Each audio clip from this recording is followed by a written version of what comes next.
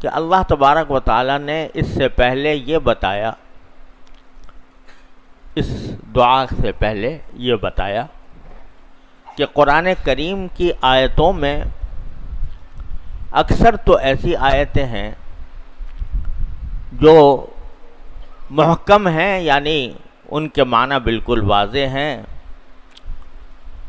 اس میں کسی سوچ بچار کی بھی ضرورت نہیں ہے، آدمی کو عربی آتی ہو تو فوراً اس کا مطلب سمجھ جائے گا، وہ محکمات کہلاتی ہیں ایسی آیتیں۔ کتاب احکمت آیاتہ ثم فصلت من لدن حکیم خبیر، تو اکثر تو محکمات ہی ہیں، یعنی ان کا مطلب آدمی کی سمجھ میں آسانی سے آ جاتا ہے، کوئی دشواری نہیں ہوتی۔ اور دوسری قسم کی آیتیں وہ ہیں جن کو قرآن کریم نے فرمایا کہ یہ متشابہات ہیں۔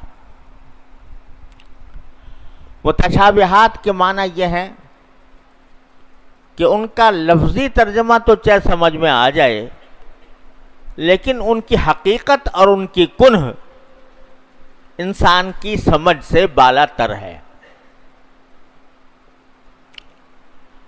وہ سمجھ انسان کی اندر صلاحیت ہی نہیں ہے کہ اس کی حقیقت کو سمجھے، اس حقیقت کا ادراک کرے۔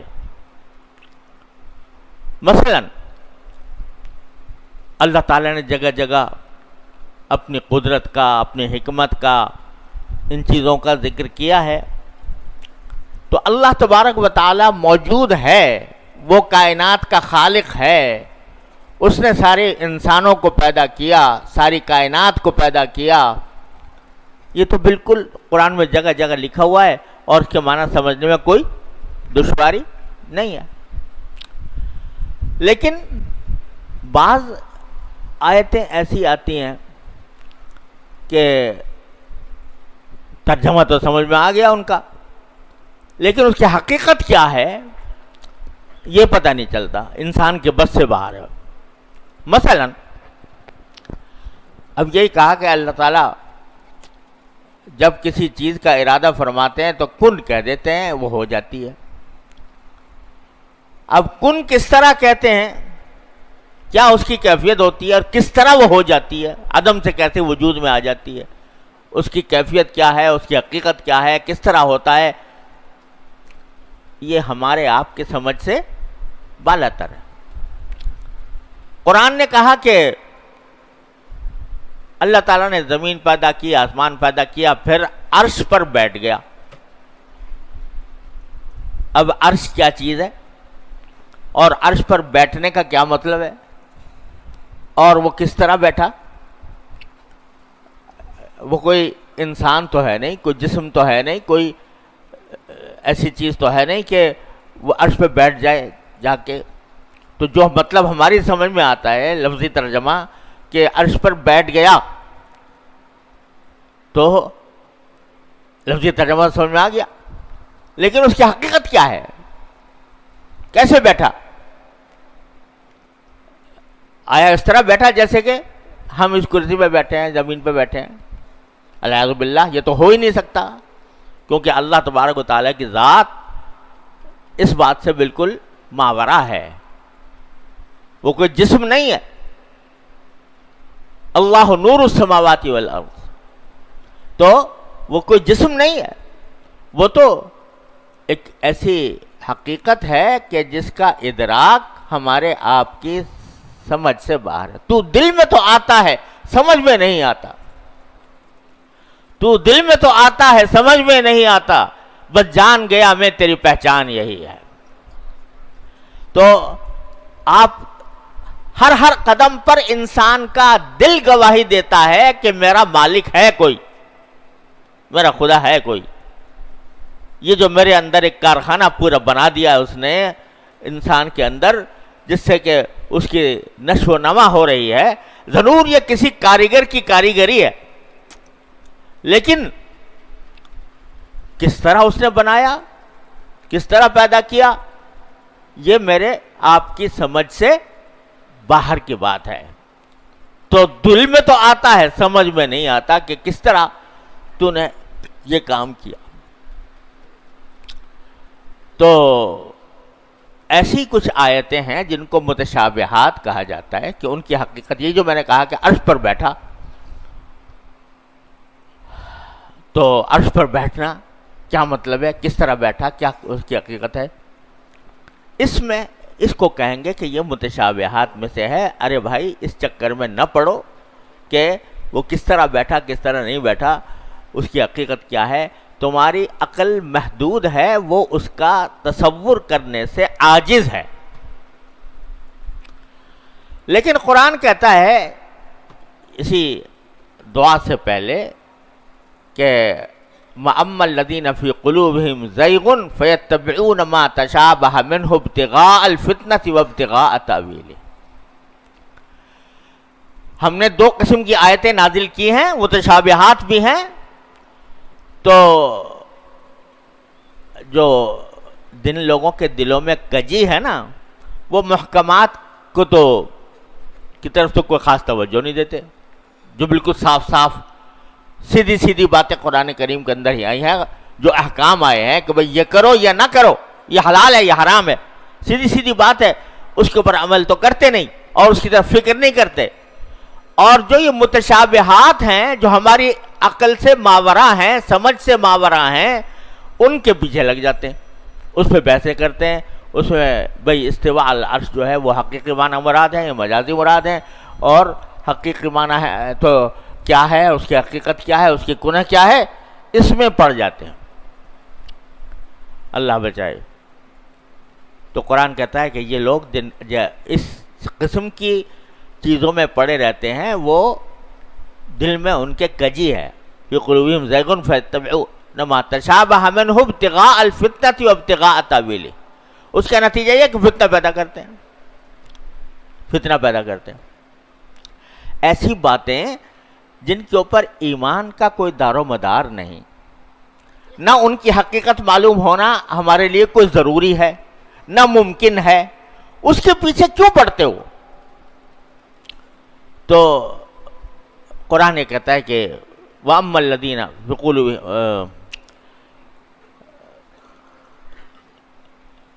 ابتغاء، تو جو لوگ ایسے اس کی تعویل کے پیچھے پڑتے ہیں تو وہ فتنہ پیدا کرتے.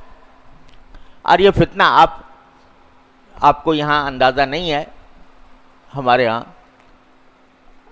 سعودی عرب میں اور جہاں جہاں یہ حضرات گئے ہیں، سلفی حضرات کہلاتے ہیں، اللہ تعالی ہم سب کو ہدایت دے. تو وہاں ان کے ہاں سب سے بڑا مسئلہ یہ ہے کہ استواء علی العرش کے معنی بتاؤ، کہ عرش پر اللہ میاں کے بیٹھنے کے جو الفاظ آئے ہیں وہ حقیقی ہیں یا مجازی ہیں. اگر مجازی کہتے ہو تو تم اہل سنت سے خارج ہو، بلکہ کافر تک کہنے کو تیار. اور لہذا کہو کہ حقیقی معنی مراد ہے. الحمد باللہ. ارے بھائی میں ایک کرتا امریکہ میں تھا، تو وہاں جو ہے صبح کو فجر کے بعد بیان ہوا کرتا تھا. لوگ دور دور سے اللہ کے بندے آتے تھے، سینکڑوں میل سے سفر کر کے آ کے بیان میں شریک ہوتے تھے. تو جب شروع میں گیا تو دیکھا تو وہ وہاں کے لوگ کہنے لگے جی ذرا یہ مجھے ہمیں بتا دیں کہ یہ عرش پر اللہ میاں کے بیٹھنے کا جو ذکر ہے قرآن شریف میں، تو یہ عرش پر بیٹھنا یہ حقیقت ہے یا مجاز ہے؟ میں نے کہا بھائی تمہیں کس نے اس سوال کیسے پیدا ہوا تمہارے دل میں؟ کہنے لگا جی وہ ایک صاحب آتے ہیں یہاں پر سعودی عرب سے، اور وہ آ کر ہمیں کہتے ہیں کہ بھائی عقیدہ درست کرو، پہلے نماز روزے کی بات بعد میں ہے، پہلے عقیدہ درست ہونا چاہیے. عقیدہ درست ہوگا اس وقت جب تم یہ مانو کہ اگر اللہ تعالی نے کہا ہے کہ وہ عرش پر بیٹھا تو ہاں بیٹھا، یعنی حقیقی معنوں میں بیٹھا. اور اگر اللہ نے کہا ہے کہ اللہ تعالیٰ کے ہاتھ پھیلے ہوئے ہیں تو واقعی کہو کہ ہاں ہاتھ ہیں اللہ تعالیٰ کے. جب تک یہ نہیں کرو گے اس تک مسلمان نہیں ہوں گے. تو اس واسطے وہ اگر کوئی ان سے بات کرتا ہے تو وہ کہتے ہیں قرآن میں تو یہ ہے اور حدیث میں یہ ہے، اور یہ بحث انہوں نے چھیڑ رکھی ہے۔ اب وہاں اللہ کے بندوں کو نماز پڑھنے کا طریقہ نہیں آتا، ان کو حلال حرام کے مسائل پتہ نہیں ہیں، ان کو نکاح طلاق کے مسائل پتہ نہیں ہیں، ان کو آداب و مستحبات اور سنن کا پتہ نہیں ہے، اور ان کو جا کے استواء العرش کے مسئلے میں داخل کر دیا۔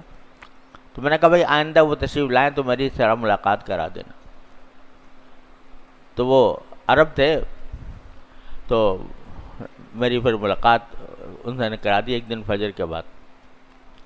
تو میں نے ان سے بڑی دردمندی سے کہا، میں نے کہا بھائی ایک بات بتائیے کہ یہ جو آپ یہاں پر لوگوں کے اندر استواء العرش کا مسئلہ پھیلائے ہوئے ہیں، تو یہ بتائیے کہ ان کو نماز ان کو نہیں آتی پوری طرح،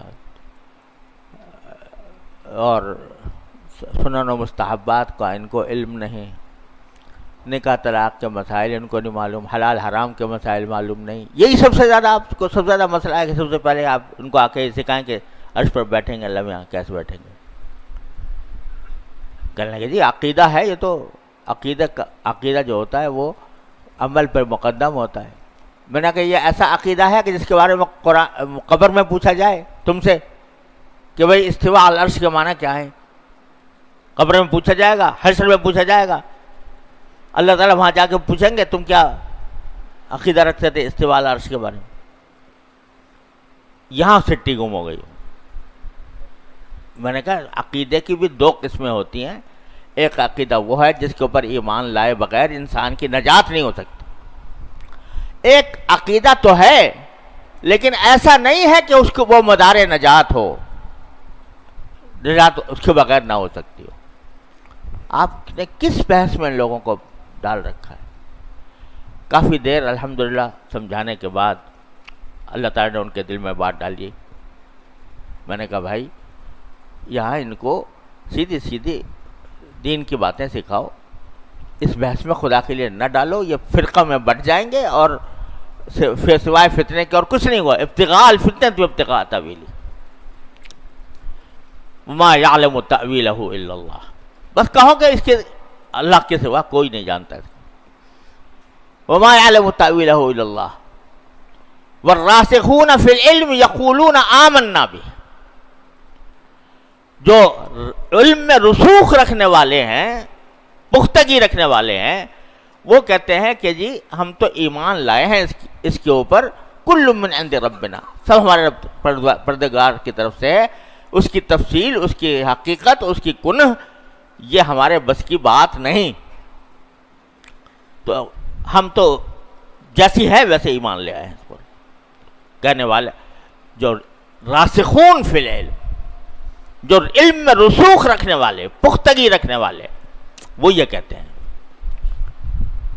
تو وہ کہتے ہیں کہ نہیں جی ہمیں اس بحث میں پڑھنے کی ضرورت نہیں ہے، کہ اللہ میں نے اگر یوں کہا ہے کہ حضرت موسیٰ علیہ السلام سے کہا کہ میں نے تمہاری آنکھوں میں اپنی آنکھ کے نیچے تمہاری پرورش کی میں نے، تو اب اللہ میاں کی آنکھ کیسی ہے اس بحث میں پڑھنے کی؟ میں آپ کو صحیح کہتا ہوں کہ اس پر ہزارہا صفحات سیاہ کیے گئے ہیں، ان بحثوں کے اوپر متکلمین نے اور شاعرہ نے اور ماتریدیہ نے اور اب یہ سلفیہ نے، ہزارہا صفحات اس پر سیاہ ہوئے ہیں ان بحثوں کے اوپر۔ ہمارے ہاں بھی اس طرح کے مسئلے کھڑے ہوتے رہتے ہیں، حیات النبی کے اوپر دار و مدار ہے ایمان کا۔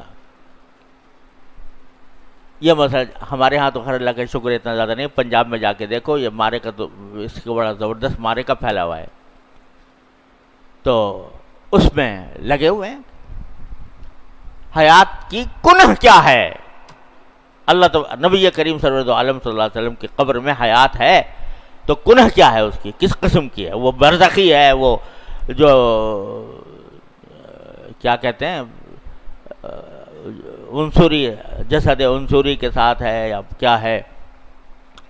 اس پر ایک طوفان کھڑا ہوا ہے، اگر پوچھو کہ بھئی کیا قبر میں پوچھا جائے گا کہ حیات النبی کی حقیقت کیا تھی، کچھ پوچھنے کی بات نہیں، لیکن اس میں پڑے رہنا، اس میں لگے رہنا، اس کو میدان بحث و جدال بنانا، اس کو کی وجہ سے ایک دوسرے کی تکفیر کرنا، اس کی وجہ سے ایک دوسرے کو برا بھلا کہنا، یہ دین کا مزاج نہیں ہے۔ بس یہ کہو کہ وَيَعْلَمُ تَأْوِيلَهُ إِلَّا اللَّهُ، اللہ ہی جانتا ہے وہ حیات کی نوعیت کیسی ہے۔ کوئی آدمی اگر اس پر ایمان رکھے جو قرآن میں حیات کہا گیا ہے وہ انبیاء کرام کو حاصل ہے، اس کی نوعیت کیا ہے، اس کی کنہ کیا ہے، اللہ ہی جانتا ہے، تو بس بات ختم ہوگی۔ اب تم جا کے اس کی تحقیق میں پڑے ہوئے ہو کہ بھئی اس حیات کی نوعیت کیا ہے، کیفیت کیا ہے۔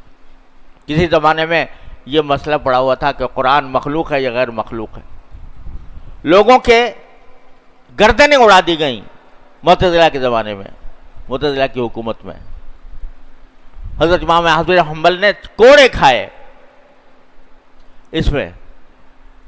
آخر میں جو فتنہ ختم ہوا، معتصم کے دربار میں ایک عالم آئے، انہوں نے آ کر کہا کہ آپ کے جو یہ معتزلہ کے سردار ہیں احمد ابن ابی دعاد، ان کو ذرا میرے ساتھ مکالمہ کرا دیجئے تھوڑا سا۔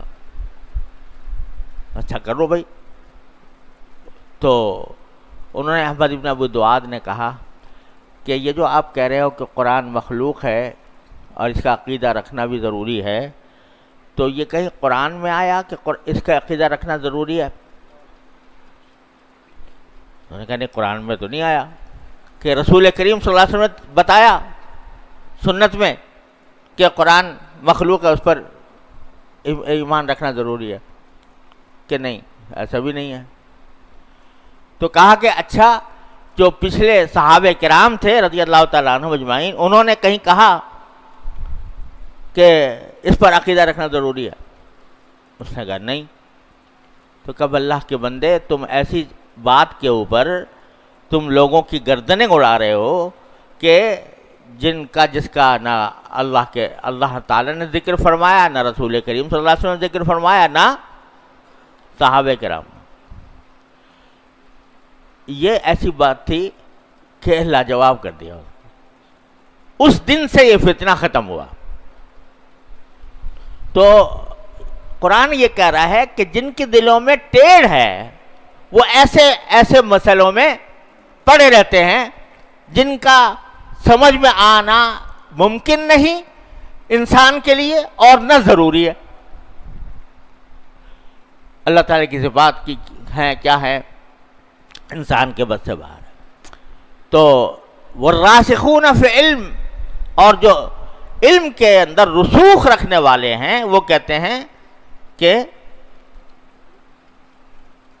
آمنا بھی، ہم ایمان تو لے آئے، کل من عند ربنا، سب ہماری پروردگار کی طرف سے ہے، اور ہمیں اللہ کے حوالے کرتے ہیں، وہی جانے، ہمیں جاننے کی نہ ضرورت ہے نہ ہم جاننے کے قابل ہیں۔ بس وہ دعا کرتے ہیں پھر آگے چل کر یہ کہ ربنا لا تزغ قلوبنا بعد اذ ہدیتنا وہب لنا من لدنک رحمہ انک انت الوہاب۔ یعنی وہ راسخین فی العلم، علم میں پختگی رکھنے والے، جن کے اندر رسوخ ہے علم کا، وہ ایک طرف ایمان لاتے ہیں، دوسری طرف اللہ تعالیٰ سے ہر وقت دعا کرتے ہیں کہ اے ہمارے پروردگار، ہمارے دلوں میں ٹیڑھ پیدا نہ کیجیے گا۔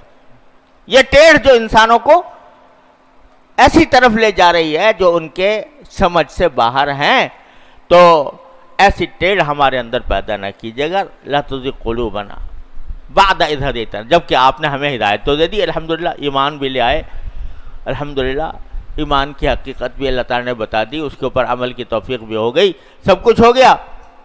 پھر اے اللہ ہمارے دلوں کو اندر اب کجی نہ پیدا کیجیے گا۔ اللہ بچائے، جب کجی پیدا ہو جاتی ہے، ٹیڑھ پیدا ہو جاتی ہے، تو اچھا خاصا پڑھا لکھا عالم جو ہے، اللہ بچائے، وہ بھی گمراہ ہو جاتا ہے۔